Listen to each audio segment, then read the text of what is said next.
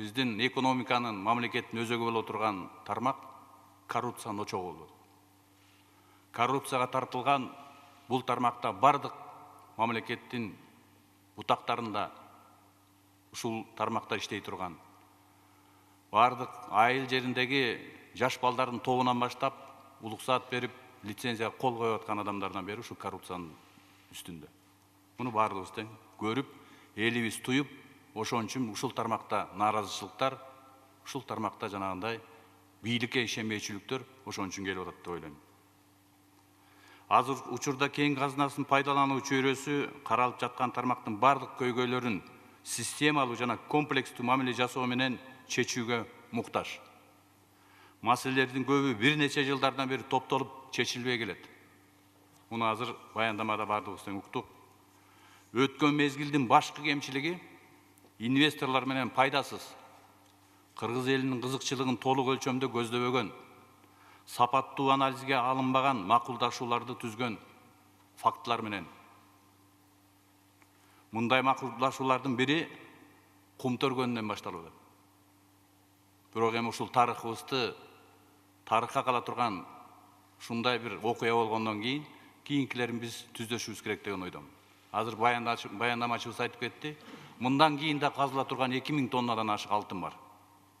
Биз эми жүздөгөн тонналарды каздык. Анын канчасы биздин мамлекетке пайдасы болду, канчасы коррупциялык механизмдер менен жок болду. Муну бардыгыбыз көрүп, билип, жөнөкөй элибиз да туюп атат.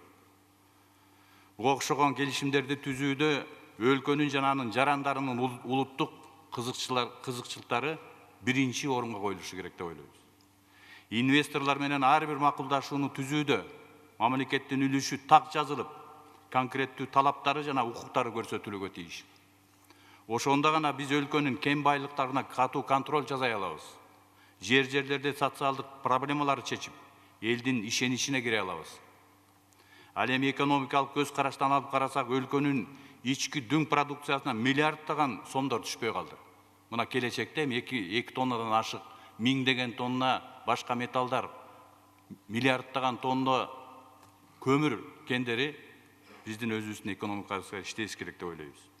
Анын баары жанагы айтып аткан социалдык проблемаларды, мектептерди, бала бакчаларды, ооруканаларды, жолдорду салган жана башка бардык экономикада проблемалар чечкенге түрткү болот деп ойлойбуз.